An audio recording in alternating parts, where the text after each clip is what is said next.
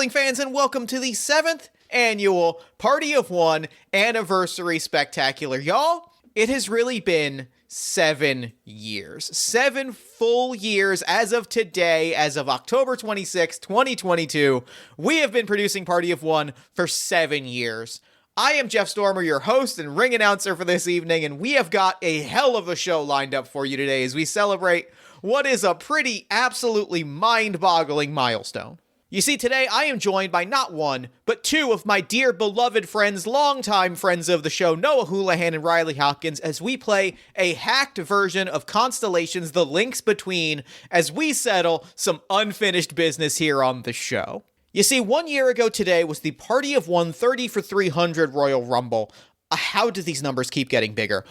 And in that match, Slimy McKeelberg was not properly eliminated from competition, which means that for the last year, there have been not one, but two number one contenders for my Party of One World Championship. And so today, on the podcast, on this 7-year anniversary of the show, we are going to settle this once and for all. But this is also just a chance to play a game that I love with two people that I truly love with all of my heart. Riley is one of the hosts of the podcast's Minds alongside friend of the show, enemy of the show, Andrew Sherman, in which Andrew and Riley make up podcasts based on listener prompts. Legitimately my favorite podcast to listen to, period.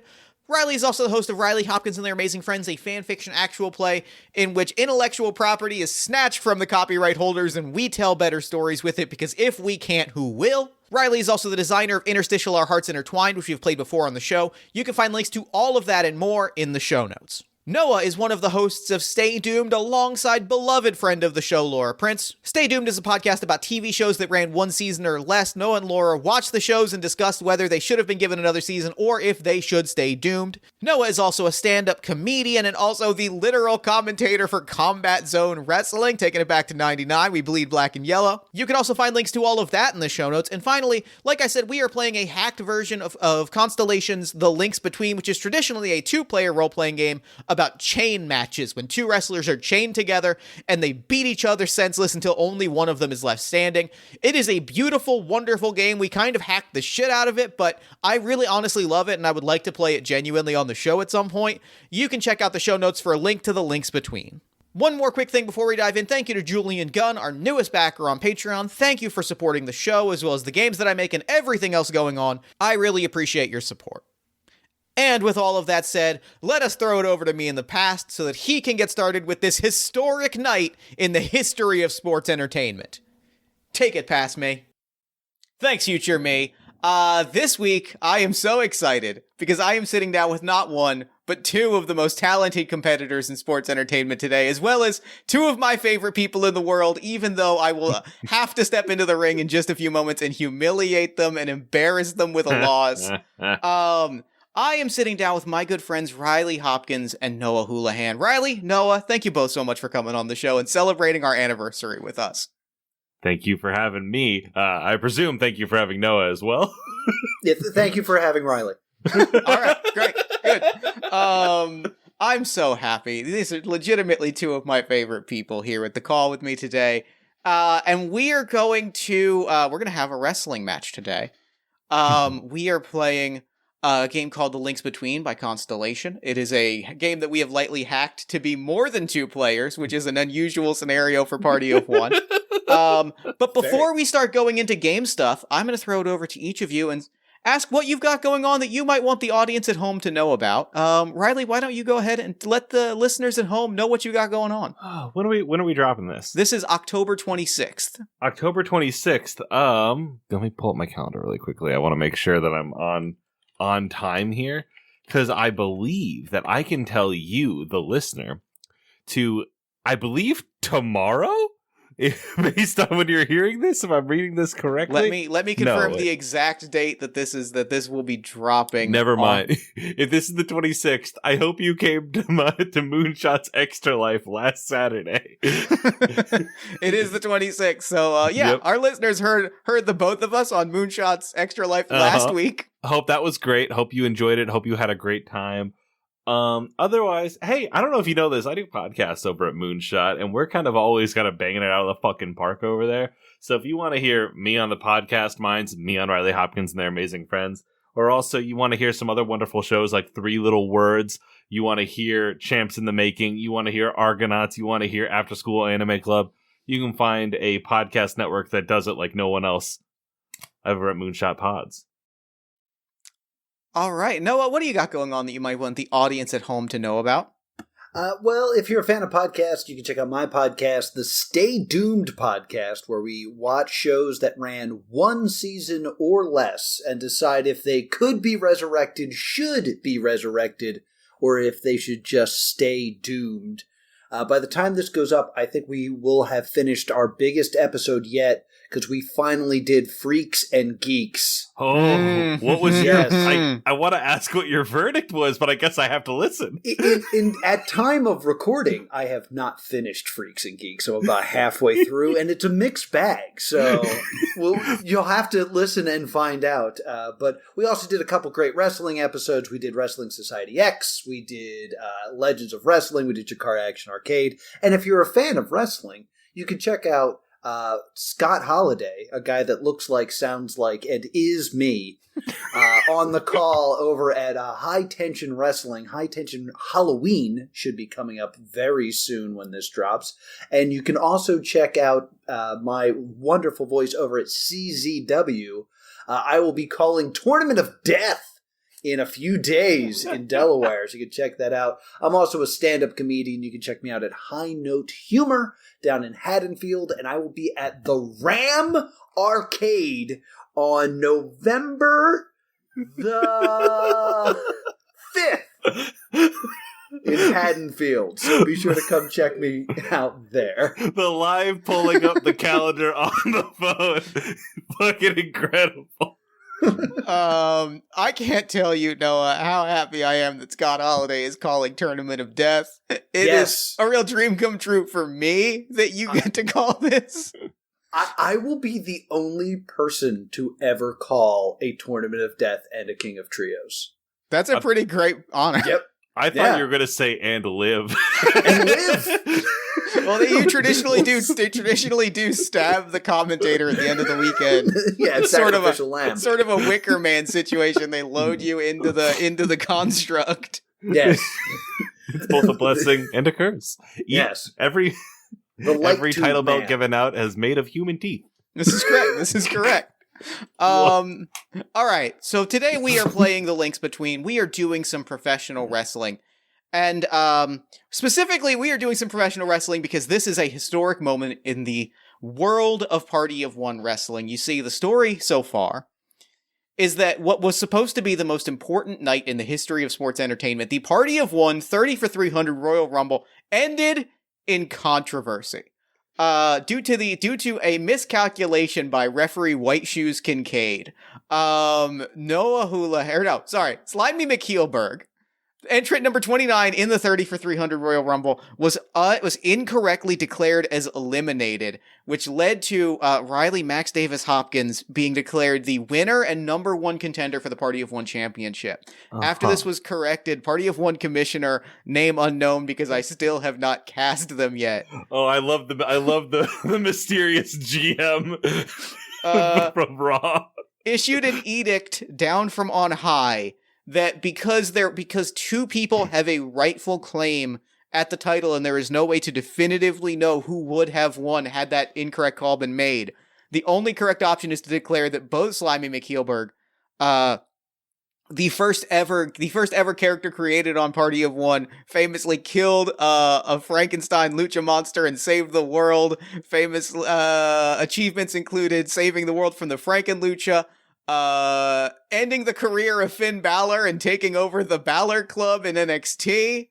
I'm sure Noah will provide a further list of Slimy's accomplishments, but a legendary wrestler in his own right is facing off against backyard wrestling legend Riley Max Davis Hopkins and Party of One champion and founder of Party of One Wrestling. That's right, he booked himself to hold the belt, Jeff Stormer, in a triple threat match for the Party of One championship, and that is what is unfolding tonight.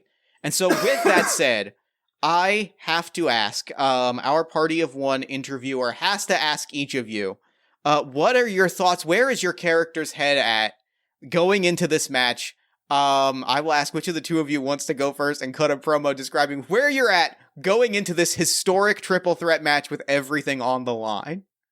I'm ready. I'm ready right now. Go for it. Jeff, I'm gonna be real with you. I don't even know what the fuck we're doing here. I won.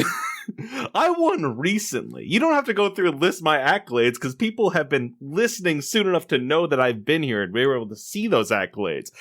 The first ever Party of One, motherfucker, for the first episode, that's so long ago. Who's watching? Were that my grandparents watching then? Are you, can you get out? Can you walk all right? Do you need assisted? You need to go somewhere else and be safe. Jeff, you booked yourself to hold the belt. That's embarrassing. I don't need to talk about that anymore. Now, I want to just go back again and reiterate. I won. This is the first I've heard of me not winning. So I just want everyone to kind of go in with that idea, that concept in their brain that I am the rightful winner. The ball will not lie today, and I will walk out of here with a winner. I will walk out of here as a winner again.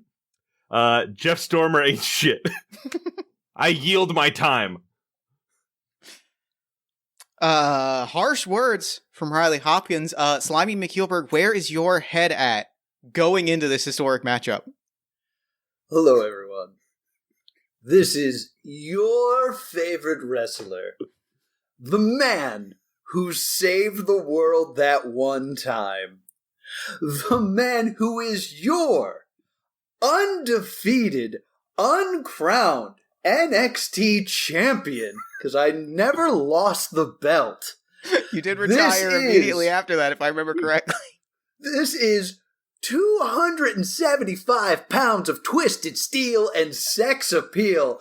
This is Mr. Hey, look over there, Slimy McHeelberg. And let me tell you, right now I'm here, and I have my microphone.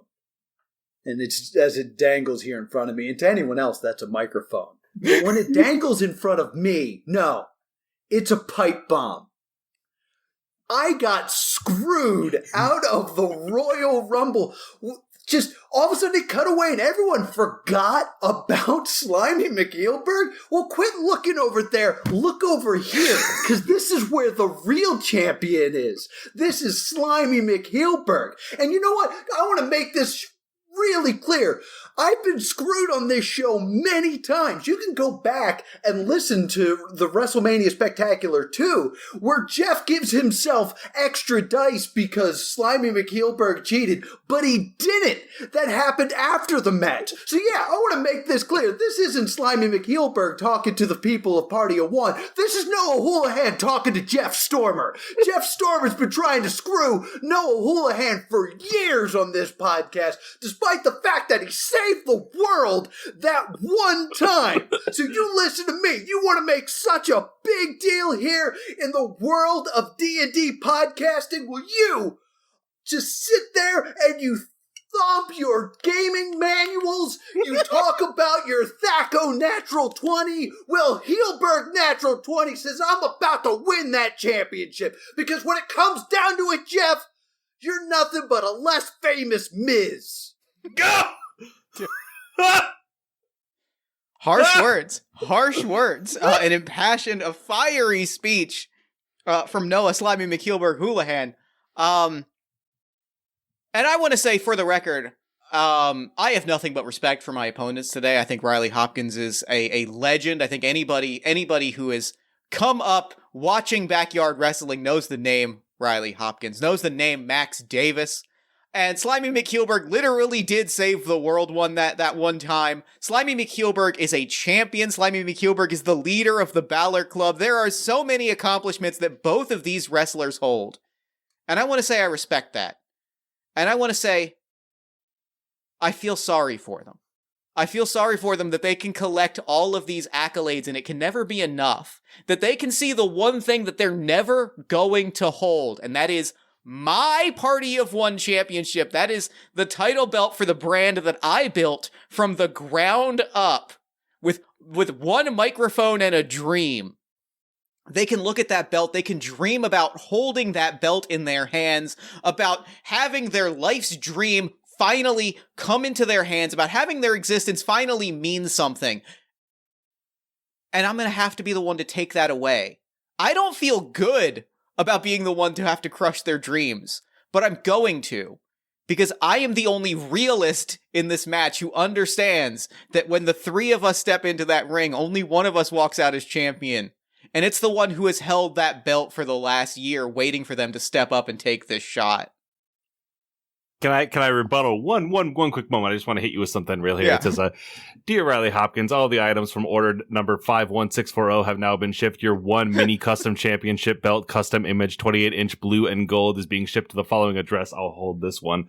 Yeah, who's price? Who paid for that belt? Who paid for that belt you have on your wall, Jeff? I'll tell you, a sucker. That's who. You son of a bitch! I'll kill you for that. And that's where the promo package ends. It ends with a brawl unfolding. Slimy McKeelberg gets a chair thrown at him for some reason. You bite somebody. You bite somebody. And I with should probably that, close my window before I start yelling, "I'll kill you for that," on the ground floor of my apartment complex. Not gonna, but I should. oh, you can if you need to. No, I want the air. It's a right. really beautiful day. And so with that, we have set the stage. We are at the historic party. We are at, I was going to say the historic party of One Arena. This is a match that is too important for a house show. This is a match being held at the historic 2100 Arena in Philadelphia, where ECW legends made their name. This is a match happening at a site of wrestling history. And I need to ask each of you, how do you make your entrance before we begin the match? Is there an order for this there, Jeff? I will be number 1. Riley will be number 2. Well, Riley, you're number 1. Noah, you're number 2. Random.org says, Noah, describe Slimy's entrance to the ring. Okay. I got new theme music. It's that song that guy had sex to. That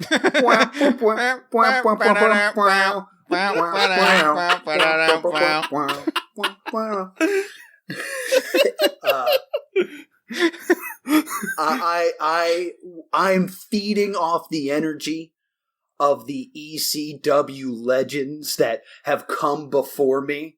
I'm accompanied to the ring by such ECW giants as Ezekiel Jackson and Elijah Burke and Matt Stryker. Matt Stryker! The heart of ECW.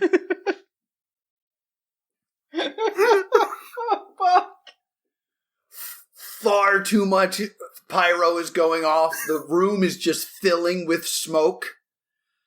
I'm coughing and wheezing my way into the ring. And I get all the fans. All the fans are waving their arms, and I assume that they are bowing to me. So I stand on the top rope and I go, "Yes, I did in fact save the world that one time. Slimy McHeelberg's home, baby." And with that, like, obviously the music switches. My music is, same track. You can play the same one. I'm not going to cost you any more money. You can keep the same original track we already had. It hits. It's aquatechnics for me instead of pyrotechnics. They have a bunch of hoses and they're just kind of spraying water up into the air. That's good because it does get rid of the smoke. It does get rid of the smoke, but also now everyone is like, it's hard to breathe, and also they're really wet. It just and a slip and slide is rolled out down our ramp here, and I slide down it. I run out immediately and just woof and go down with slip and slide, pop up at the bottom to, I presume, cheers, because everyone loves me and I don't understand why they wouldn't. I go up to my turnbuckle. I had ECW people offering to come out with me as well, but I obviously turned them down. I only associate with real wrestlers, and I step up to the ring. I take a bow. And that's it. I don't need much, baby. I'm beautiful out here. I already know it. I don't need to pop myself up. Ignore the slip and slide. They're rolling it back up. I hand him an autograph. Thank you. I hand it to the right. Just can I put it on the announcer table? It's soaking wet. All of the lights turn off in the arena, except for 2 spotlights that appear right to the entrance ramp. Druids start emerging from the back. Motherfucker. Dozens and dozens of druids. Like they start filling and they start surrounding, and like the actual area around the ring starts to get really crowded, and it starts to just it gets, not only is it smoky and is it difficult for people to breathe, and also they're wet. Now it's kind of like difficult to see, and it's humid because people are getting really packed into this area. Everybody reveals back their hoods, and it is every former Party of One guest that answered our email. So reasonably about half of them, like maybe to a quarter, depending on like who was available.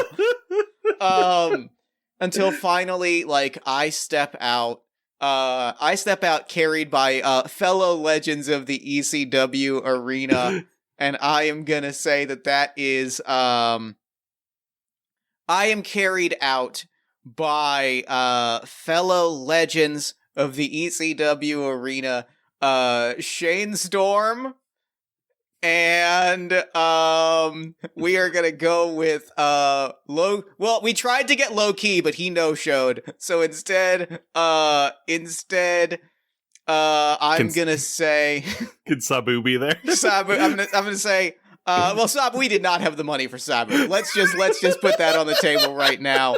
We did get to come out of retirement and carry me on his shoulders is the legendary John Zandig and also Shane Storm. The 2 of them are carrying me on their shoulders.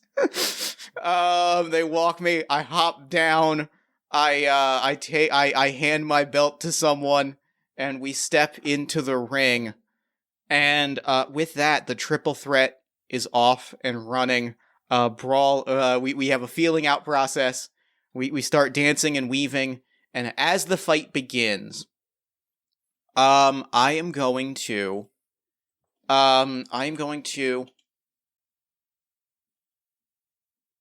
decide on a random order. I am going to go third.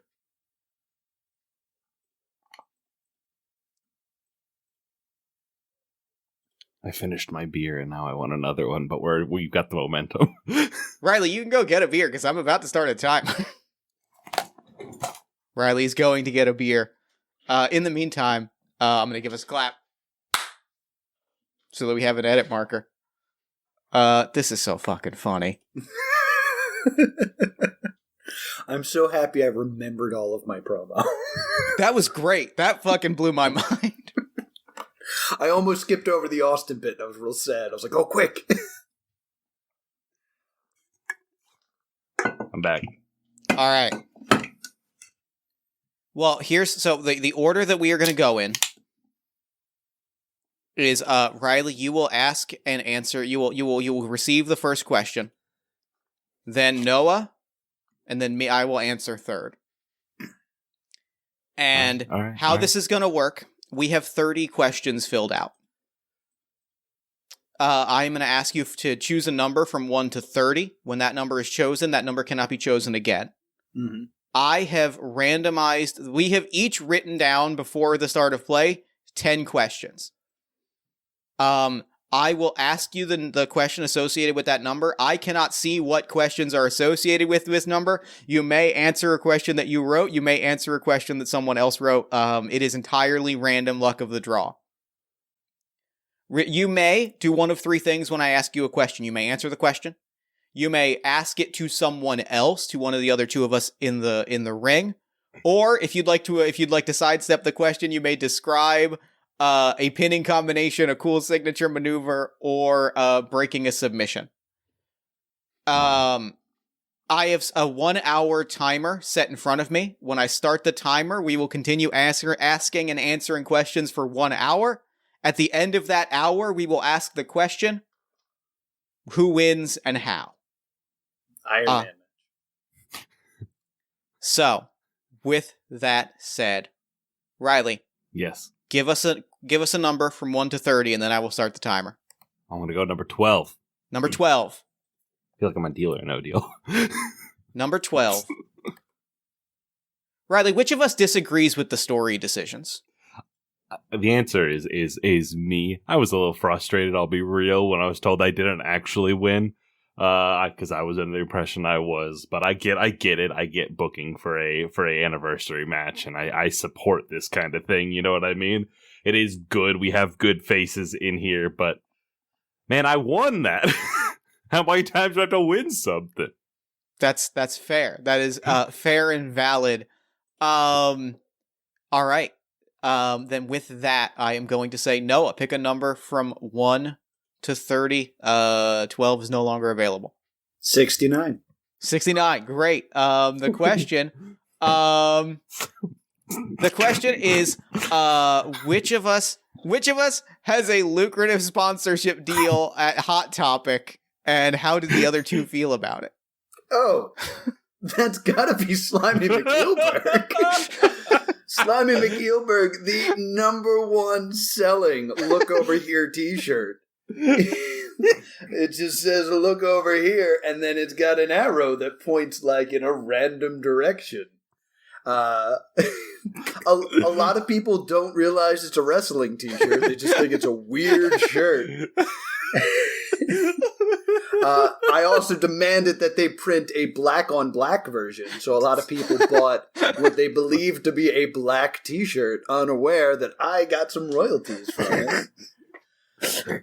And yeah, I was immediately willing to sell out to Hot Topic, and pop figure on the way. Great. So then, Riley, how do you feel about not getting the Hot Topic sponsorship deal? The worst part about those Look Over Here shirts is they just seem like a Spencer's gift shirt, if anything. Like, they don't even make me think Hot Topic, which is, I think, the most frustrating thing about it. But it's fine, you know, I get it. You save the world, you get the money, it's whatever. I'm a podcaster, I get shit. I don't feel great about it on account of I'm going to go ahead and say I was supposed to get a cut of them, and I did not. Of course. And it's real frustrating. It is extremely frustrating that they have sold so many. Mm-hmm. It's a great all right. product. My question, sadly, number 69 has been taken. I'm going to go with number 25. Number 25.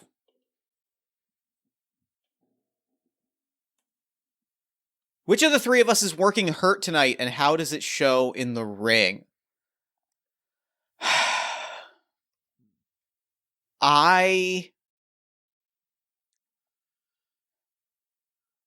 God, I really don't know. Walk me through your thought process. How could it be each of us?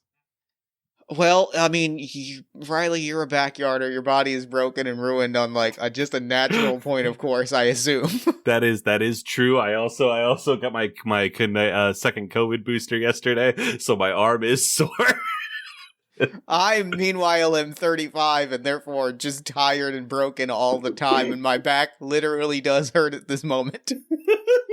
I will jump in if I can and remind you that in Party of One canon, Slimy McKeelberg has broken ribs. That was a consequence that would follow him for the rest of his life. Oh, well then, yeah, I think that... Okay, well, the answer is all three of us. I think the answer is all three of us. But I think, most notably, I think as we get into the actual meat of the fight, right? As we get into the actual meat of the battle, I think that what we see is Slimy, your chest is taped. I think you're playing up, and I think that at one point, bringing back around the t-shirts, I think that there's a moment where I specifically snap and rip the t-shirt off and reveal the tape around your ribs, which gives both Riley and I the opportunity to kind of work over the ribs in a big noticeable way. And I think that is the answer to the question. I do think that said, I do think there is a moment where I try to lift you up into a suplex and my back gives out. Because again, my back literally does hurt right now. Listeners, don't get old. And my tummy is hurting, and I'm being very brave about it. Every once in a while, I go, ooh. Keep going. All right, Riley, pick a question off the list. I am going to go with, I'm going to go with number 6. Number 6.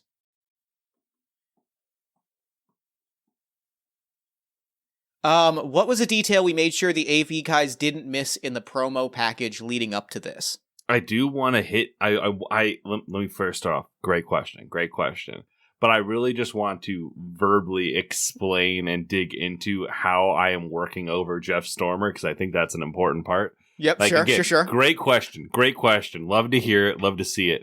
But what instead I really want to focus on is I want to focus on just this is nothing too fancy. We're early on in the match. I just want to focus on Irish whipping Jeff into turnbuckles really hard over and over and over again. Like, in a way that's like, he didn't build up enough momentum for that.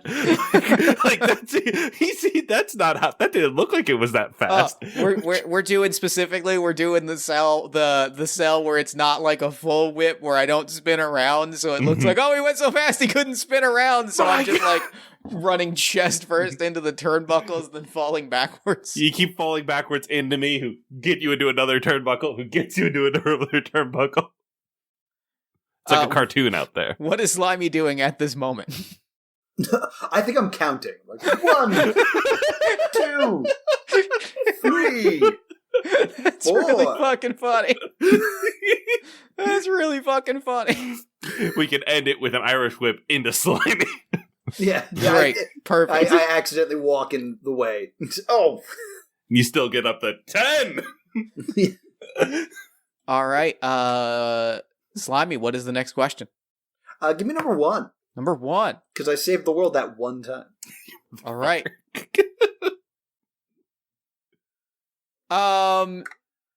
Slimy, what do fans chant at you? I've demanded that they chant, "We love Slimy. He saved the world that one time. He also went to med school." It's a real sloppy chant.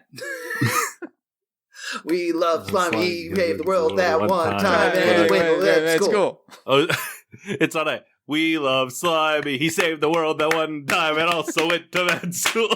Yes. It kind of sounds like horses are coming.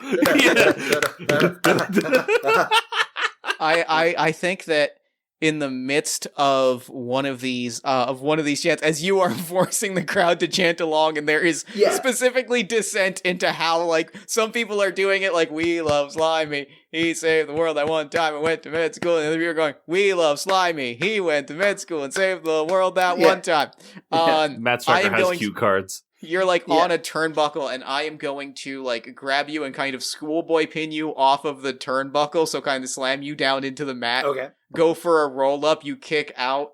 But like at this point in the match, I am actively trying to just like pin one of you because I just kind of want it over with more than I want to actually fight either of you. Coward. Yeah. Hey, you know, I think the important thing to bring forward here is maybe us realizing that this is cowardice behavior from Jeff. And the important thing here is that Jeff doesn't win. Oh, Jeff, don't worry. I can guarantee you Jeff will not be winning here today. I mean, I also can guarantee you Jeff won't be winning, but I just think show of the two of us working together against Jeff. Weird that both of you have wrong opinions about how this match is going to end, but I guess we'll see how the rest of this plays out. Fucking. Oh, what does the crowd think? Oh, they think that they love Slimy and then he saved the world that one time and he went to med school? Yeah, that's what I thought. Listen to the people, Jeff. Please stop. Now, I know the number that I'm going to pick, and that is because this match has its roots in a Royal Rumble. And did you know that more people have won Royal Rumbles from the number 27 than any other number in a Royal Rumble? Huh. Therefore, I am going to choose number 27. You know, statistics don't lie. It's all about the numbers. What causes collateral damage emotionally or physically? I think we're gonna get heavy for a second. I think there is a moment where like I go for the pin, right? I think you Slimy kicks out and Riley like interrupts the pin at the same time, and Riley gets like a fired up heat spot, throwing punches and chops and really like firing up the crowd, and like I specifically like you start hitting on Slimy and the crowd is cheering and like the crowd is getting thoroughly into Riley's corner. And, like, you hit me, but, like, for whatever reason, I don't sell it to the degree that I should. At which point, I think that, like, going out of kayfabe for a second, I think that maybe this is a moment where it's like, wait a second, Jeff, are you not going to use this match to like put someone over? Like I think that maybe Jeff Stormer, owner that booked himself to win the belt, is starting to come out in this moment. And how do you feel? How does Riley the performer feel about that? You're just rethinking the match midway through. Obviously, we came into this with some sort of plan. And the idea that you were just going, actually, you know what? I'm altering the deal. It's absurd. What are you doing? Like, I think, like, yeah, if I hit you, you don't sell. And then, like, we can do the face-to-face, like, nose-to-nose. Kind of, I assume we're the same height. But it's just like, Jeff, what the fuck are you doing? What the fuck are you doing? I think I lean and I'm like, you're gonna hit me with those weak ass fake punches. I'm gonna treat them like the punches that they are. You hit me for real, or you don't waste my fucking time. I'm gonna headbutt you. I kick you right in the dick. I get headbutted and kicked in the dick. I am not surprised at all you are acting this way, and I kick you right in the dick. And I'm like, yeah, I knew this was coming. I love it sincerely and truly with every fiber of my being. When you buckle over and you like, oh, I want to try to get you up into a. This is one of my friend's fucking finishers. Get you up into the crucifix powerbomb quickly. I want to try to do that. I want to throw your ass. And to end my turn, I am going to break out of a pin and I'm going to roll out of the crucifix and roll you up into like a sunset flip type situation. And score a 2 count. Climb up. My nose is now bleeding. That's a big kick. My nose is now bleeding. My dick is battered, and I think that like I grab you by the hair. Riley. I pick you back up, and I'm like, "That's more like it. You take this fucking seriously."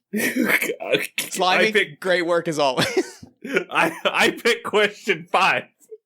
All right, question 5. What do you do when the ref gets bumped? Oh, the ref is down. How does the ref get? How do we bump the ref? I think you and Slimy are going back and forth for a fucking second, because Slimy's taking on the aggro after you after kicking you in the dick. Sure. And I think the ref is over there, doing their fucking thing. I think I sneak off to the side. I sneak off the mat to get a breather, and the ref's just like standing there. And I just like slowly reach forward, grab his feet, and yank him back. So he just goes boom, face first bump, and then pull him off. He's out. He's done. And then I can take a second, and I go back to the autograph, and I grab the autograph, and I grab the bell. I want to walk over behind you, Jeff. You made yourself the target. I'm going to treat this bell like a pie and try to do like the classic like pie you in the face, but hit you in the face with the bell. Now, whether or not you duck, that's between you and God. I'm eating it. I think at this point, like I have settled into my role as the heel of the match, and I am fully just eating that bell. The bell ring goes off. Insert Foley later. And like I go down hard. Now, I am going to throw a second half of this question. And that is to Slimy. The ref is down. How does the Balor Club get involved? The Balor Club, which is, of course, Gallows, Anderson, Finn Balor, Ezekiel Jackson, Eliza Burke. I don't like that. I don't like that. And And the Heart of ECW, Matt Striker. And Matt Striker, of course. And let's throw Armando Estrada out there as well. I'm just a little guy. They descend on the ring and are just like savagely destroying you on the outside. It's a horrible beatdown. I'm alone in the ring. Mm-hmm. I'm really feeling it. You guys are getting held up. I hit the ropes and I go for a tope suicida, which, if you know anything about Slimy McKeelberg, not the high flyer. His knees clip the ropes, and I land perfectly in between both of you, just on the floor, and to silence, like everything just kind of goes quiet as I splat. And the Balor Club looks at the ECW strong, and they all just kind of slowly back away. And I think up the ramp. At that moment, I think that Riley and I both climbed to our feet, and I think now we have the moment of teaming up as Slimy is now down. We roll Slimy into the ring and get our payback as we just hit moves on Slimy. I have the autograph in my hand I picked up earlier. I'm gonna make him eat the autograph. I do the squeezing of the nose thing so that he has to cough, and then you shove the autograph in his mouth. Fucking brutal out here. This fucking rules. There's already a lot of blood in this thing. Stop. Fuck. I think Noah's up next. I am up next. Give me question 5. Question 5. Oh wait, that was question 5. What do you got instead? Oh, I'm sorry. Did I say 5? I meant 6. 6. 6 is gone, isn't it? 6 is gone. All right, give me 9. Damn it. All right. This is an interesting question. Who has history in this building? Who has history in this building? Well, a lot of them just a lot of the people with history in the building just left. That has just left. Tommy Dreamer's in the audience. I think in canon I can say this, that there was a stop in this very building for the Slimy McHeelberg Remembers the Gecko tour, which was a tour that I went on when I remembered the death of my number one fan, the Gecko. And I went on an undefeated tour, and I defeated in this very building. Let's see. Who's a good choice? Let's say I beat Sammy Callahan. Great. Great. I did a run-in at a CZW show, and I pinned Sammy Callahan. Great. And I think there is a moment. I'm gonna jump onto this answer as well and cut a clip from the video package, which is Jeff Stormer sitting at a press conference and talking to the press and saying, "Yeah, I have actual history at this match. Some of the earliest wrestling shows I watched were in this match. That this building was a place where I fell in love with wrestling. Like, I've been at shows at the arena. I have seen some truly bizarre events at the arena. That is a home to me. And if you think that I'm giving up this belt in a place that is a home away from home for me, in my home city, you are a fucking fool." And then cut to me and I go, "Oh, I don't really watch wrestling that much. I just want to beat Jeff." I fucking love it. This building exists in the world, so I saved it one time. That is true. Yeah. Now for my next question, I'm going to go with I am going to go with one half of the roster amount of my favorite Royal Rumble, which is the greatest Royal Rumble, which is 20, because that was a 40-man Royal Rumble. So I am going to go with question 20. I've never watched The Greatest Royal Rumble. Fuck that show. How much longer is your career? I'll tell you. About, 30 minutes? You know what? I'm going with it. That's exactly correct. I think that, and because I think that also explains like why I was like, no, you gotta fucking actually hit me. Like, I'm not going out like this. I think this might be Jeff Stormer, the wrestler's last match. Ooh, fascinating. I think this might be. I think that, and I think there was a moment, like there is a moment where we cut backstage before the match began. When like I think there's a moment where like I sat down with the two of you and I was like, y'all, I'm done after this, and I want the two of you to kick the shit out of me. Like I want this to be like, I am giving this to you. You are the two people that I want to give my legacy to. But if you think that I'm not going to make you earn it, like you have to. So like, I think the reason that I am being like a backstage dick in portions of this match is because I am approaching it with a view of like, if this is not the most like spectacular bloodbath imaginable, then what the fuck have I left behind? Left behind a podcast, Jeff. there's no blood in podcasting, Jeff. Riley, next question. Give me question lucky number 13.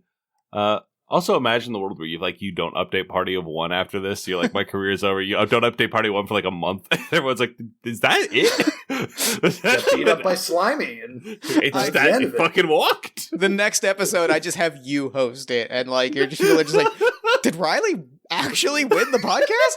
What the fuck? I don't like this talk. Don't like this talk at all. Like there's already been a conclusion to this. Not surprised, but I don't like it. We've got question 13. Riley, what happened to you at the contract signing? So obviously we had an interaction when you told me that I didn't actually win. Mm-hmm. And I think, this is obviously, you got the card tables out in the ring. You have the Party City tablecloth over the whole thing. Yep. Obviously, as all great contracts do, they say contract in size 85 font so you can read it from the back row. Yep. It's in Common Sense. But we're sitting there, and you're explaining it to me, and I refused to sign at first. I think I refused to sign, but you have all your fucking ECW buddies that apparently you have.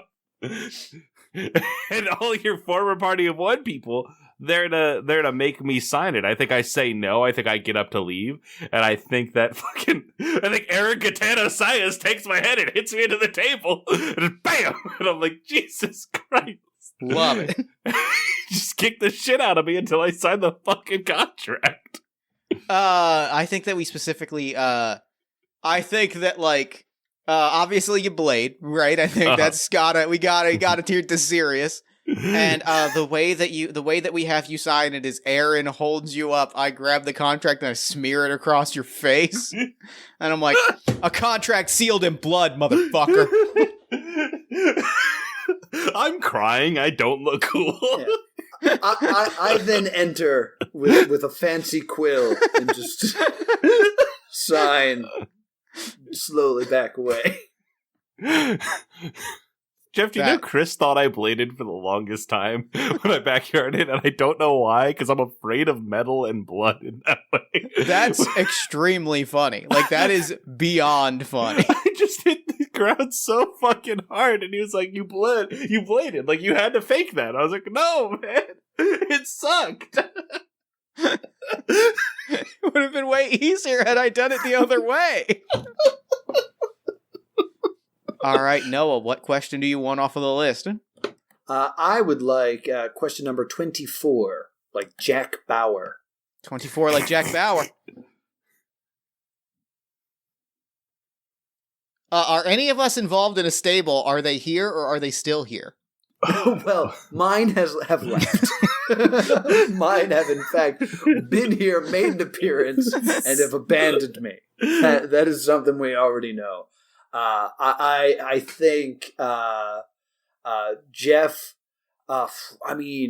technically you would know all the wrestlers. So, like, I could totally see you quietly having, like, some sort of faction with, oh man, I wish I could remember the names of them. I am actually gonna go ahead and throw out a detail even better. Or not better, but like along those lines, I think I've got a bounty on Slimy's head. Oh. And it's being like followed by who were the people from the Love Tower game? Champ and Crowbar? Yeah, Champ and Crowbar. Yeah, I think that we throw you out of the, I think we throw you out of the ring. Riley and I start throwing hands, and Champ and Crowbar come out, and like Crowbar runs and like body checks you at the knee, so you fly backwards, and then jumping onto the turnbuckle is the American Bigfoot and Ladond. And then Ladond is a turkey-themed luchador, and the American Bigfoot is a guy that looks like he could be called the American Bigfoot. And Ladond hops up, and similar to Riley's friend's finisher, there's a crucifix powerbomb off of the guardrail onto Noah, and that is his finishing move. As God is my witness, I thought turkeys could fly. Brings that down onto Slimy McKeelberg. The ref is staring at this aghast, and I was just like, I don't know what happened. No DQ. It's a triple threat match. Anything's fair game. That's not what a triple threat means, you son of a bitch. Yeah, no DQs in a triple threat. I hope all the listeners are invested in the lore of your wrestling company that exists in this podcast as much as I am. Oh, God. I'm deeply invested. Yeah. Is this my pick? Am I at my number? I think I am up now. Yes. But I think I might hand this to Riley because I very specifically want to hit a special move onto Riley. I want to hit on Riley. I have to think about a special move that Jeff Stormer has. Watch your ass. I am going to so I think I kick you in the gut, you're phased for a second, I run and I clothesline the back of your head. And I call it the talking noggin. I gotta go. That's fair. Hey, it's been great recording with both of you. If you just want to send me a wave file, that would be great. Yeah, I really just want to describe a really I do that, you fall down, I hit the ropes, I fall backwards, and like as I'm falling backwards, I elbow drop like backwards into you. And then I kind of stand up, and I stand over you, and I'm just like pathetic. Give me number 8, which is I think how many more number jokes I have left in the All tank. right. What move will you break out when you have exhausted all other options? I stumbled my fucking feet right now, you know, and like you've hit me very hard. I think you let me get to my feet because it's a fun image. It like stand over me as I stumble upwards. What move do I hit? I think I look around your shoulder, look behind you, because Slimy's not in your eyesight. Mm-hmm. And I'm like, hey, look over there. What's he doing? Oh shit! and you turn around, and then I just fucking hit you with an RKO. When you turn around and fucking drop your ass to the ground, I steal his shit. I steal my friend's shit. I do everything I can. I'm blown away. Noah, you look like you have a reaction to this. I mean, Slimy is gonna lose his damn mind. That's gimmick infringement. How dare you? I cannot believe any of this. I reach into my tights. I pull out the medal that I was given for saving the world. I wrap it around my knuckles. And I blast you in the back of the head as hard as I can. I go down. I fall on top of Jeff, though. So I fall on top of him. I'm pinning him. You got to get me off of it. 1, 2. I stand on your calves. Oh, you son of a... And I pull back. This is my finishing move, known as the Slimy McHeelberg amazing move. By the way, he saved the world that one time. And it's a standing surfboard, and every time I pull, I lift you off, Jeff. And then when I go back, you're covering him again. You son of a bitch! 1, 2. And I pull him up again. Oh, He screams. 2. Oh, and I'm totally just wrenching it in. That's a really as, good spot. I think rules. you pull back, but the thing you don't notice because you're too busy like gloating and really like breaking Riley's shoulders. I roll out of the way and I dive at you, and I jab my thumbs in both of your eyes. A move that I call out that is there's no video component in podcasting, and you shouldn't call a video that you've recorded a podcast. God fucking damn it.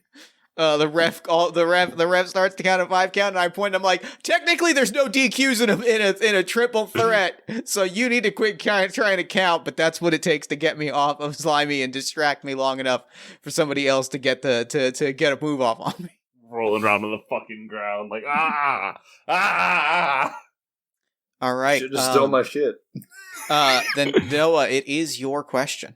Oh, is it my question then? We have passed the 30-minute mark. All right.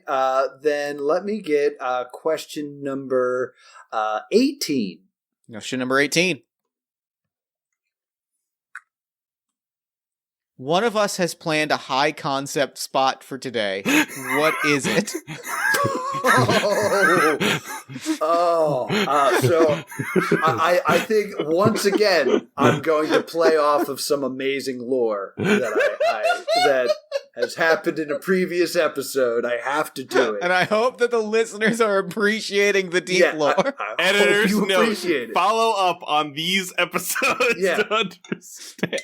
I am going to, as you're kind of like battling with Riley, I am rolling out of the ring and I'm throwing chairs into the ring, and I make like a chair pyramid of sorts, like 3 high, like just huge chair table, and everyone's like, oh, what is he gonna do with this chair table, like this chair pyramid? It's insane. I grab Riley, drag him by the hair. Oh no. I set him up on the top rope. I get on the top rope with him, and I kick him in the dick. And leaving the crowd with, well, what was he gonna do with the pyramid? Again, I hope you're appreciating these deep lore references for Slimy. I love canon. I've been getting this shit kicked out of me. After I get kicked in the dick, I fall into the ring, you know, and I'm rolling around like, fuck, no, jeez. And I want to sweep the leg of the bottom left table, the bottom left chair, and I want to send that whole thing crashing into Slimy. Slimy falls off the turnbuckle, covered in chairs. And I think Chair riot? At that moment, I was just about to get there. At that moment, like, because chairs have now started flying, it is the ECW arena. Fans start throwing chairs.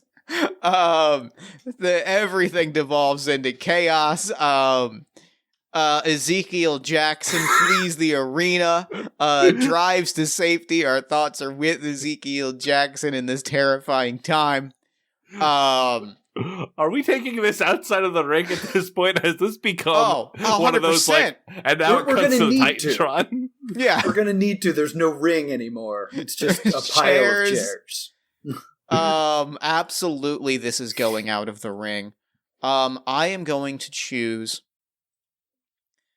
here. I'm going to choose number 7. And the reason I'm going to choose number 7 is this is the one moment in the match that I, Jeff Stormer, the booker of this match, will cheat. There was one blank square in this spreadsheet. You son of a bitch. And so Jeff cheating, huh? And so I am going to fill that in with a surprise question. What's the one sick thing that we all do when we're outside of the ring? And this is a 3-part question for each of us. I'm going to hit you with my car. Oh, fuck yeah. Oh, fuck yeah. We fight to the outside.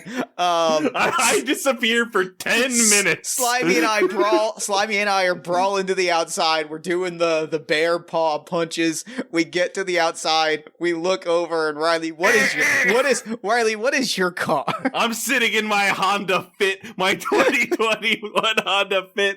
I roll up all the windows are all rolled down. I have my theme music playing. The music that I have been listening to this entire time, which is Sorry for the Wait by Lil Wayne. And I just slam on the gas and just and you do the jumps, you just like slide up the hood, but it looks fucking nasty. And I think that the dramatic moment is I think this is the moment of heel redemption, because we're still going to want the guy that retires at the end of the night to get cheers. I think that Jeff Stormer pushes Slimy out of the way before jumping up onto the hood of the car. Oh, mirroring my adventures with the Gecko when the Gecko ran over that gang in that alleyway back in episode 1. Deep lore. Deep lore. As you sit on the ground, like you roll off the hood, you're sitting in front of the car going like, I honk the horn, and you go like, my ears. Ow. I'm gonna say then that while you celebrate by like pumping your arms out the sunroof, and I reach in and I shut it on you, and it just kind of closes, and then I just put a brick on the gas pedal and you just go. Like we don't see you crash into anything, but we watch as the car just disappears into the night. Oh shit! I'm gone for another 10 minutes. And my thing is I climb to my feet having been hit by a car, and I stand in front of Slimy. We go face to face, we do the nose to nose, and I step back and I rear up like I'm ready to fight, and as I do, I unleash a secret weapon. I throw some sand in your face that I picked up off of the ground of the ECW arena parking lot. Oh. So it's all crusty and got some chunks of glass in it. Oh. He's a bad man. But you know what? I'm prepared for this. And now you're stealing my shit again, because that's some heel shit. I reach into my jorts, because I wrestle in jorts. And I throw some powdered Kool-Aid into your face, Jeff. This goes on for 10 minutes. They're throwing different powder, baking soda, flour. See, you think, and the thing is, if I can go on a brief tangent, you think that there's not going to be a huge difference between getting blasted with baby powder and getting blasted with Kool-Aid powder? There is a world of difference, and let me tell you, as someone that was in a wrestling match where somebody went for baby powder one time, grabbed instead protein powder, and whipped me in the face with a bag of Kool-Aid. Mm-hmm. Yeah. Deep lore. It sucks. It hurts to roll around on. Yeah, it's real grainy. After a long time of this, the car backs in and hits the both of you again. We're both blinded. And the car, you two land on the car, no one notices because you're holding on to it. And then we cut back to the ring where the car is driving down the ramp again, and we're back in the ring again. They've cleared out the chairs. Matt Stryker is now on commentary.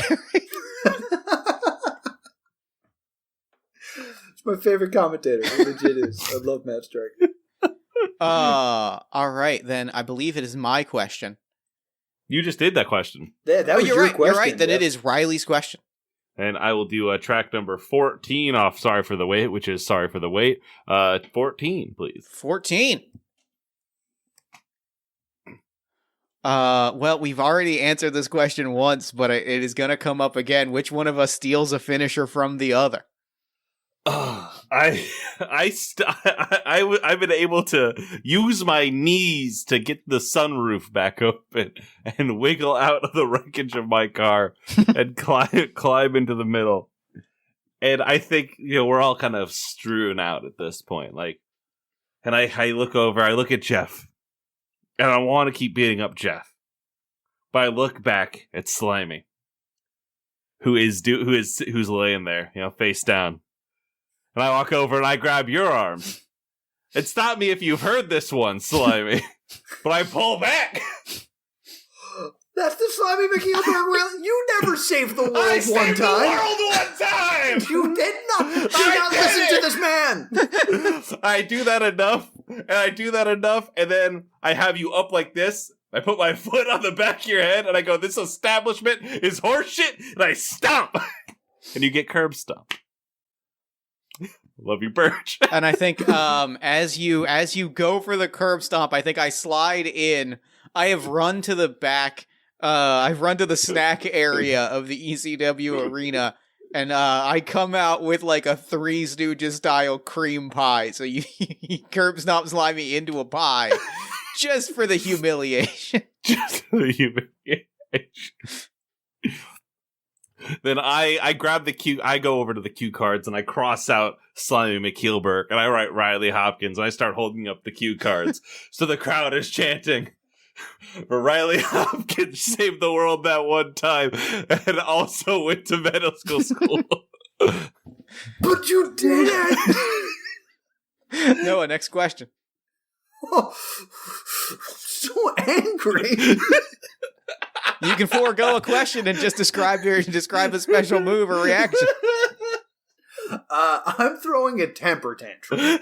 Just like I grab a camera and I'm pleading into it. Do not listen to this man. I saved the world that one time. I went to medical school. He's lying. Yes. Mid-rant, I kick you in the dick. No. I tough through it. Like, my voice gets a bit higher, but this is so important that people understand. And I'm just like, you need to understand. I saved the world that one time. It's one of those things where, like, the more Jeff does it, the stronger you get. Jeff just keeps kicking you in the dick, and you get so, like, ah! Yeah, I Hawkamania up as my voice gets to a higher and higher pitch. As I explain.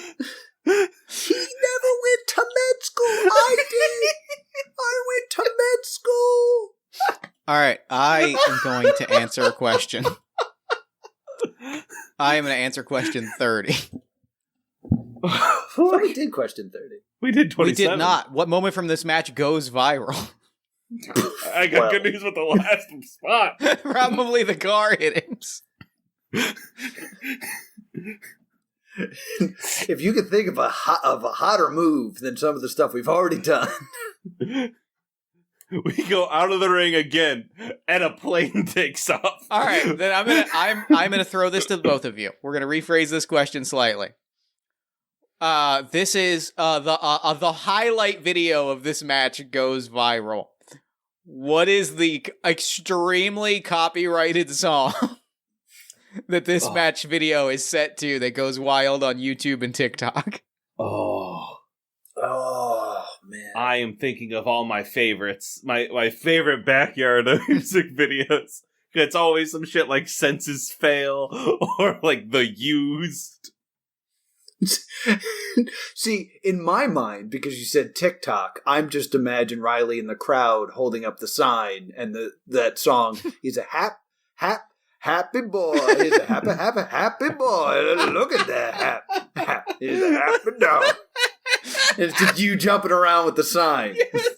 That's what TikTok is to me. That's great. That song. It's that. There is a music video of He's Going the Distance by Cake of just the various car hitting spots. He's going for speed. He's going for speed and we see the car drive off. we get a girl talk mashup of I think the War Pigs and like Black Sabbath and Ludacris girl talk mashup to get as much copyright happening at once as possible. And I think and the Beatles and the Beatles are there too. I think that's the Sly McKeelberg getting kicked in the dick over and over again. All right, Riley, next question. We are at 15 minutes. Hit me with number 2. Number 2. Royal Rumbles by the numbers. Riley Hopkins. No, you didn't win at number 2. I think you were number 4. Forget what I just said. Anyway, besides the title, what are you really fighting for? Frankly, Jeff, I'm fighting for the ability to keep this going. I want to keep this legacy of this belt, this the best podcaster in the world belt. I want to keep this alive for the foreseeable future. And if I win, I'll have the ability to do that. You know what I mean? Mm-hmm. Like that's the special thing about it. I have plans. I got big plans out here. And so while I'm sitting there just wailing on your face, I'm like talking about like, and imagine the streams, Jeff. Think of the streams, the charity streams, the not charity streams, all the shit we could do. Please.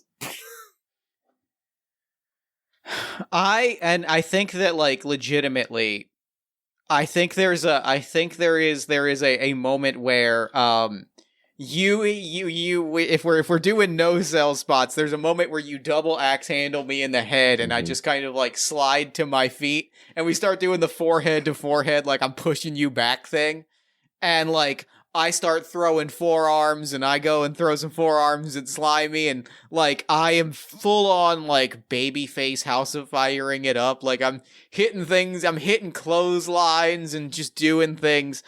And I think there is a moment, it is enough that it probably gets into both of your heads like, is Jeff actually retiring at the end of this? Is this motherfucker actually gonna quit or not? I can't believe a word he says. The fact that Jeff, the promoter, is just a piece of shit is very fucking funny. This vet is toxic. No, what number? It is at the ECW arena. It is. No, what number do you want? Let me have number 10. Number 10. Which one of us has someone important in the crowd?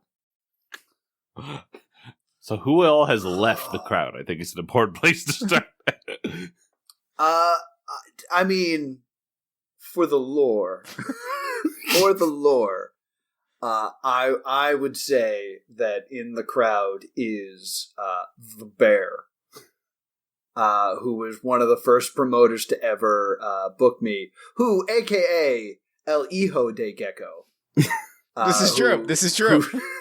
Who tried to also carry on the legacy of the Gecko that was lost. And he's there with Johnny Labcoat, my personal photographer.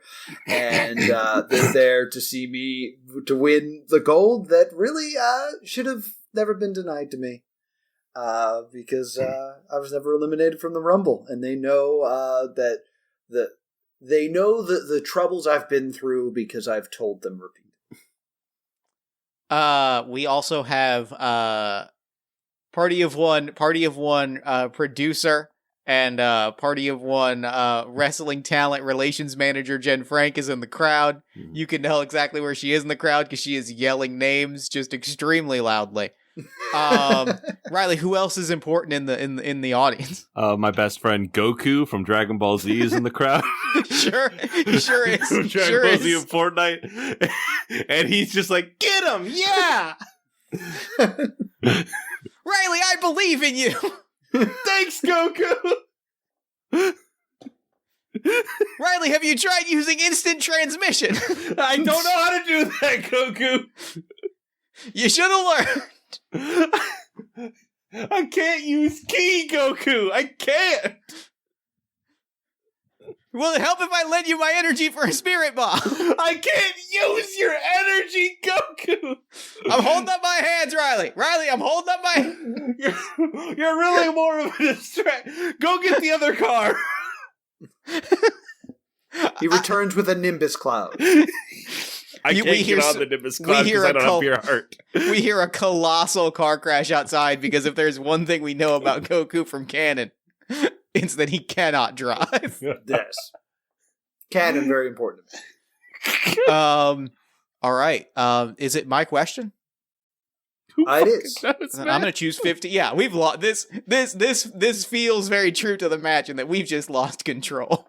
The only way we can be true wrestlers if we all go over by 30 minutes without telling anybody we're going to. All right. Good. This is a good point for this, as this match has devolved into fucking chaos. Which of us is now acting? Which of us steps in to act as the ring general, and who is defying their instructions? Who takes control of the match, and who defies their instructions? You have to be defying your instructions, right? Like Jeff Stormer's been being built up as someone who's been ignoring shit. Is that right? That's true. That feels good. So that maybe what it is which of the two of you is likely to like pull us collectively in and go, hey, we gotta fucking like get back on track? Because I think what has happened is like I've been feeding so much on the crowd at this idea of like, maybe I still got it, maybe I can still go, that like this has evolved into just a fucking spot fest. We're all just doing just stupid shit. We need some good chain wrestling. Yeah, now. like it's gotten to a point where like we're like, hey, look, we're running out of goddamn time to finish this match. Like somebody's got to like pull us in and be like, hey, we gotta like do our shit. We all like calm down. We get into the center and we're doing like the yay boo chop spot, but yay boo. Salami's my favorite. He went to med school and he saved the world that one time. Yay! Boo!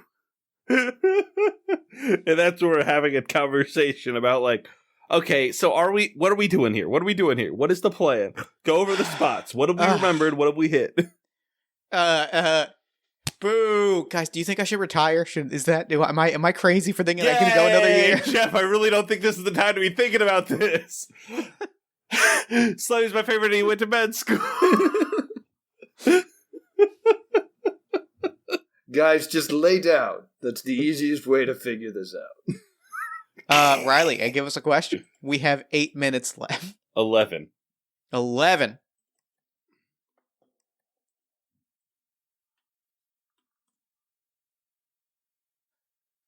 How long with whom do you double team, and how do you ultimately break the alliance? I think me and Slimy need to put Jeff into the fucking ground. I think we need to take these next 11 minutes and just be like, you go, guys, do you think I still got it? And I think the two of us have to answer by beating you. Just since they need to pipe in the I quit over the intercom. Because you're not there, like Jeff ain't home no more. We just need to get this man down. I think Goku comes in, gets a hit, keeps moving. I think that's it, right? Like we have to work together against Jeff. Oh yes, absolutely. All right, that feels good. That feels really, really good. So then, how does the alliance ultimately fall apart? I think we both have kind of hands up to the crowd as we as Jeff's on the ground in between us. I am not moving. I grab his legs. You grab his arms. And we basket toss him into the air. Yeah. And the moment he's above our heads, we just run into each other. He's up there for a surprisingly long time. And then I fall down on both of you, and just all three of us wipe out. Not smart. Referee White Shoes Kincaid finally recovering from having been bumped a better part of an hour ago. I want to bring up the idea that like before we basket toss Jeff, the medics are trying to come out to check on him, and we're just taking out the medics left and right. Yeah, absolutely. Yeah. They just go out, just bam, bam. They don't need to be out here. I've been to medical school. He's a doctor. Well, let's not go crazy. But I have been to medical school. Like on the campus or like in the curriculum? I took some classes, but there was a calling, in the wrestling. There was a call. I thought you said a calling, and I was confused. No, not a calling. I was like, they changed medical school. I know only a certain amount of doctors make it through every year, but I didn't think it was deadly. Well, yeah, why do you think only a certain number make it through? Yeah, because of the calling. Because of the culling.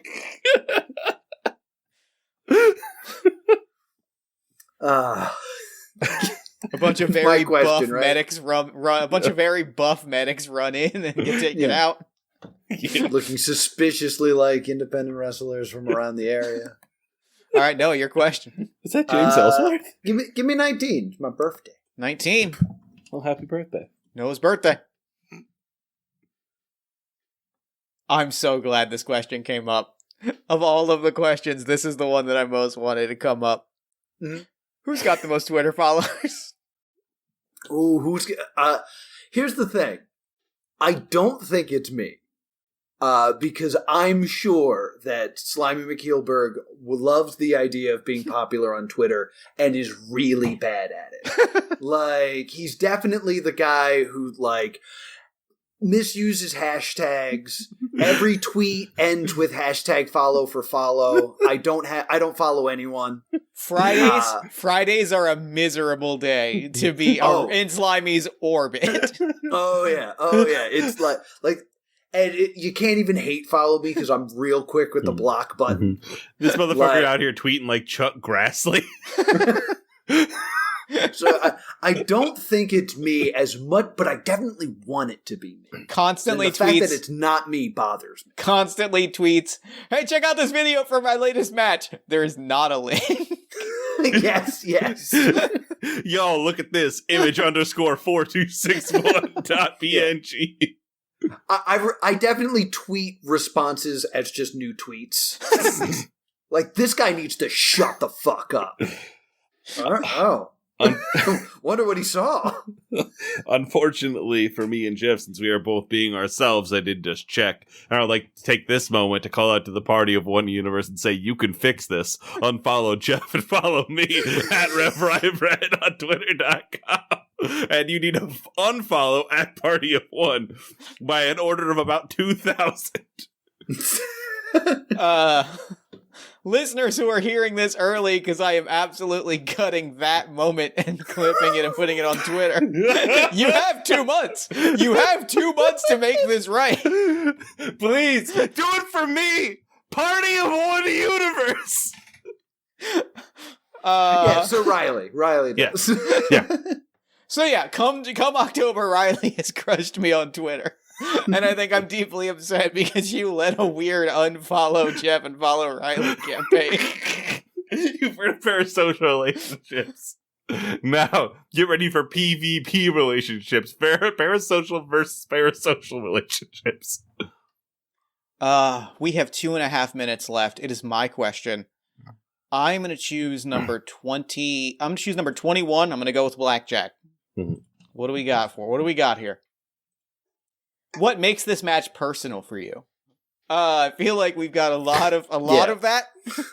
See previous promo. See the last hour and 12 minutes of recording. I think what I'm going to go with here is the special move. I think that I'm going high risk, and I am going to grab a chair. I'm going to climb the turnbuckle. Mm-hmm. I'm going to step to the ropes and do a springboard, like a springboard spear, but with the chair in front of me. And I call that the gamer chair. Shut the fuck up. And I am going to specifically target Slimy's hurt ribs with this. Yeah, I knew you always had it out for me. I knew it. And I stand up and I'm like, I have been trying to end your career for years! Years I have been trying to take this from you!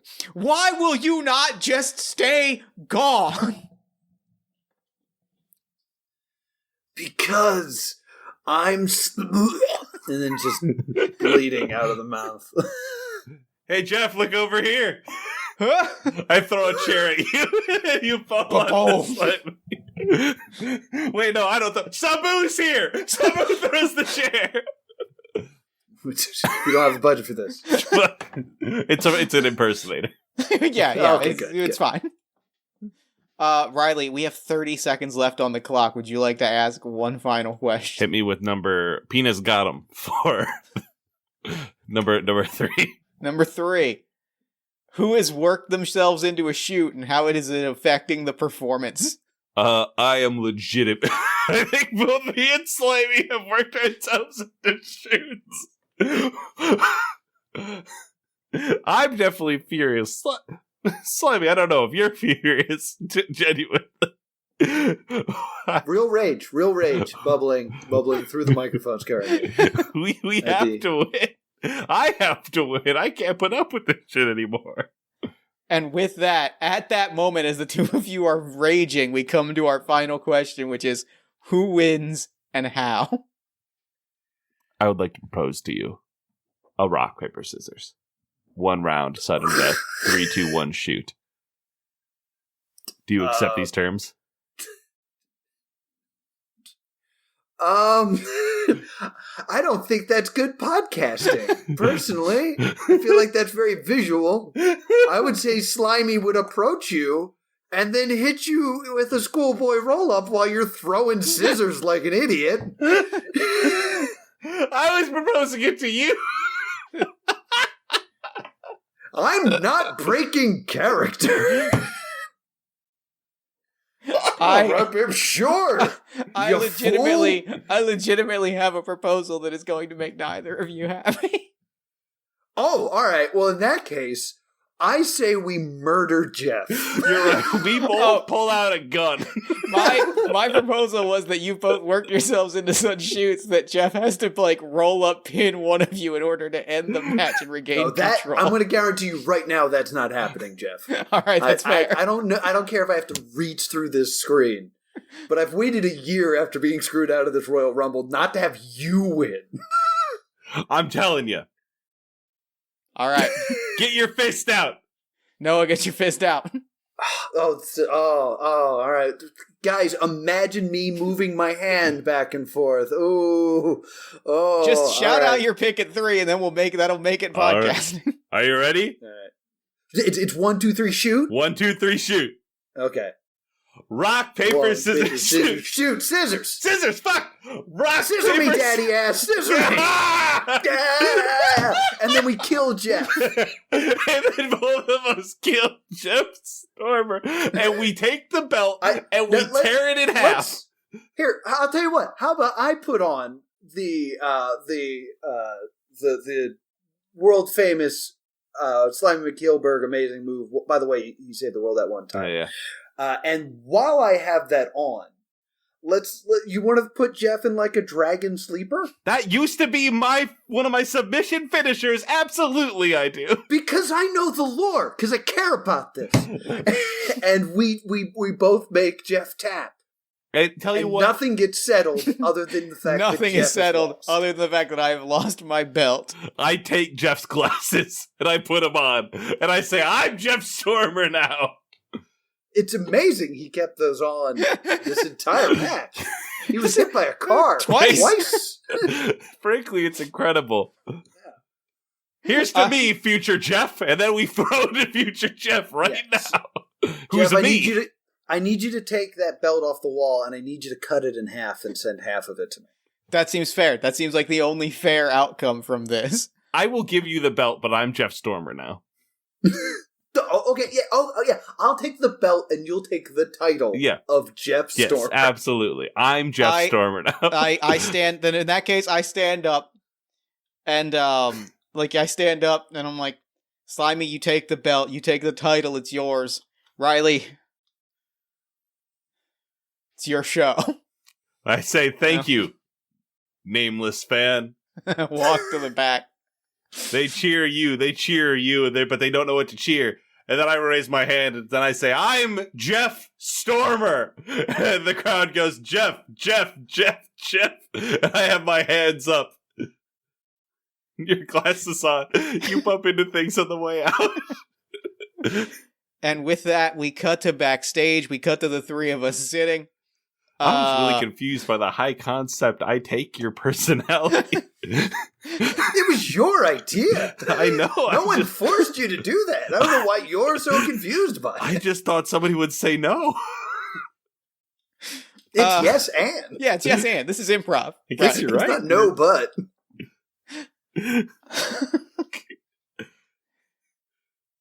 So do you retire? Are you retired? I think Jeff Stormer, Party of One champion, has retired to a backstage role as producer of Party of One Wrestling. I think that the on-screen face of the promotion becomes Riley Hopkins. Slimy McKeelberg becomes and new Party of One champion. Riley becomes the heart of the promotion, the hero that fights for causes that are not title belts. Riley, Max, Jeff Stormer, Davis, Hopkins. There you go. Riley, Max, Jeff Stormer, Davis, Hopkins is the soul of the promotion. And we start to build towards Hopkins McKeelberg 2. Twice, once in a lifetime in a singles context, not counting triple threats matches, which do not factor into the once in a lifetime designation. Right. Parenthetical, because there are no rules in a triple threat match. Yes. And that, my friends, is game. That is the Party of One anniversary. Thank you both so much for joining me. This is the absolute best, and I could not be happier. Thank you so much for having Lying there in a puddle of my own blood and urine, unable to see, I couldn't be happier. Real quick. And Kool-Aid, excuse me. And Kool-Aid powder. a lot of different powders. Real quick, before we wrap up, I will throw it first to my good friend Noah. Noah, thank you so much for joining us. Real quick, let the people know where they can find you and your work online, and if you've got any closing thoughts for us before we wrap up our anniversary. Yeah, absolutely. So if you want to follow me, I'm at +2 Comedy on Twitter is my comedy account, and then my personal account is at TV's Noah. You can follow them both. Make me have more followers than Jeff, as per our goal for this episode. So you can follow me there. I also stream on Twitch. I do puzzle solving streams. So if you want to solve some mysteries with me, it's +2 or it's twitch.tv/+2 comedy. And Jeff, I've always loved this podcast. It's one of my favorite things that this was so successful. Because I was here for number one. And back when I was doing the +2 Comedy podcast, you were a constant staple whenever I needed a guest or co-host. Sometimes when things were going really poorly, and I love the fact that you have more episodes than my podcast lasted. I love that for you, and I'm glad that this continues to be a voice in this space. I miss our show, and I'll just say that. Because we had a show that lasted, 3 episodes? 3 episodes. We made it 3 episodes called The Games We Made Along the Way, and I think about it all the time. We should pick that up sometime. We should pick that back up. Riley, same right back to you. Where can people find you and your work online? Any closing thoughts before we wrap? You can find me at GM Jeff Stormer at Party of One Pod on Twitter. I host a show called Party of One as Jeff Stormer, but I also host a myriad of other shows on my private account at Rev Rye Bread. That's Rev like Reverend, Rye Bread like Rye Bread. I Podcast Minds, a podcast pilot pitching project. Never Believe It, a Naruto D-Watch podcast, currently working on the most unwanted podcast of all time. I have the pleasure of being here for so many anniversaries, and I really kind of appreciate that I get to join you for these, because I love to see how your I hate to say product, but how your performance and your fucking work has grown consistently.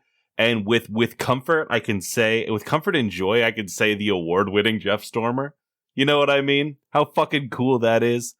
And so it's fucking beautiful to be here. I'm happy to take your name, title, and podcast, and keep that. I can't wait to see number go up even more and to see you again in 100 episodes. Well, you better get to work. I gotta, actually, which is unfortunately. And so, thank you all for listening. Take it away, future Riley. Thanks, Past Me. And thanks again to Noah and Riley for coming onto the show. The game was incredible. It was a wonderful conclusion to another 100 bunch of episodes for Party of One. Doing this show, episode after episode is always a joy, and to see it culminate in episodes like this when it comes around to the 100 is always special to me. Thank you so much for being there, listener, and thank you so much for being there, my wonderful guests. Be sure to pick up your own copy of The Links Between at occasional.itch.io or check the show notes. Also in the show notes, you'll find links to the podcast minds, Riley Hopkins and their amazing friends, Stay Doomed, and everything else Noah and Riley are working on. Seriously, it's a lot of stuff, and honestly, I'm a fan of all of it. And be sure to follow Noah on Twitter at +2comedy and Riley on Twitter at RevRyeBread. That's Rev like Reverend, Rye Bread like Rye Bread. Then, while you're on Twitter, follow me at Party of One Pod. Then, like the show on Facebook at facebook.com/PartyOfOnePodcast. On TikTok at Party of One Podcast. And join our community on Discord at bit.ly/PartyOfOneDiscord, all lowercase. If you'd like to support the show, there are a lot of ways to do that. You can support the show at patreon.com/PartyOfOnePodcast and get access to exclusive pods, early access to new episodes, and more. You can head to bit.ly/PartyOfOneMerch and buy a Party of One logo tee. You can give us a 5-star rating on Spotify, Apple, Podchaser, or where the fuck ever. Or you can tell a friend about the show and give us some love on social media. It's all good. It's all cool. Then, after all of that, if you like podcasts, I have 2 more I think you'll enjoy. All My Fantasy Children is a character creation, storytelling, and world-building podcast on the One Shot Podcast Network, where every week my best friend Aaron Catano-Sayas and I take a listener-submitted prompt, spin it into an original character, and build a shared universe one story at a time. Yuzeba's Bag and Breakfast is an award-winning slice-of-life actual play about a magical house, a heartless witch, and the many folks making their lives inside. Party of One is produced and edited by Jeff Stormer, me, and Jen Frank. All music for the show comes from the song Infinite Lives by Megaran featuring the D&D Sluggers. The Party of One logo is by Evan Rowland. Finally, before we go, 2 last things. 1, a few words on the 7 years of the show. Doing this show is so special to me. It is something that brings me great joy, and I have to work hard on it, but the magic of the thing comes out in the wash. It is so special. It is so unique. And to do this makes me deeply proud. Thank you for spending this time with me, and I hope you'll spend more with me. Then, we rarely do this, but we got a message from a fan, and I'd like to play it on air. Hey, Jeff. Big fan of the show. First time, long time.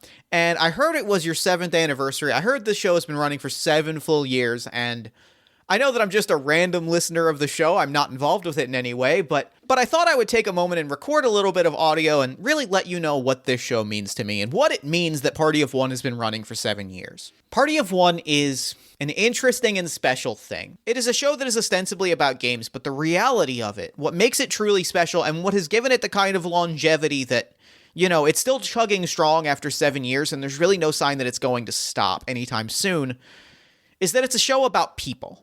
Right? It's a show about celebrating the things that bring us to this weird little art form. And I know it took you a long time to process that and really have it click. And it took hearing it from friends of the show like Caro Assertion and John Adamus and Ned Donovan. But I know it eventually sunk in, and like what y'all are doing that really makes it special, and why I'm so grateful that the show exists after 7 years, and why I, as a random listener, don't want this show to end anytime soon, is that it's just nice to get to experience 2 people getting to know each other in a really deep way. And that kind of connection in an industry that is often as lonely and competitive and downright shitty as ours is sometimes, Party of One is a thing that is kind. And that kindness means a lot. And it carries a lot of weight. And It's why when I hear the phrase Party of One's 7-year anniversary, that is such a staggering number to say. That's why I feel such profound pride when I hear that phrase, is because that means that for 7 years there has been a space of kindness and connection in this tiny little industry that we occupy, and God damn it, that's not nothing, right? So thank you to Jeff, and thank you to Jeff from 7 years ago for sitting behind a little corner of your bedroom with a headset microphone that did not work and making a thing and sticking with it. And thank you to Jen, really the heart of the show, for editing episodes and pitching ideas and listening to rants about when the show really sucked to make, because it's not always great to make. I know that you feel that way. And thank you to everyone. Thank you to guests and listeners. And thank you all for being part of this big, weird, wonderful thing that I, as a listener, was not directly involved in because I'm not Jeff, but that Jeff and crew were involved in. If Jeff were here, I'm pretty sure he'd say, thank you, everybody. It means a lot. And with that, take it away, Jeff. Jeff Stormer speaks here. He's the fan. And I think that's all we do here. So until this time next year, thank you for listening. Remember to fight the forces of fascism every single day. Remember that self-love and self-care are radical and defiant acts of resistance. And party on.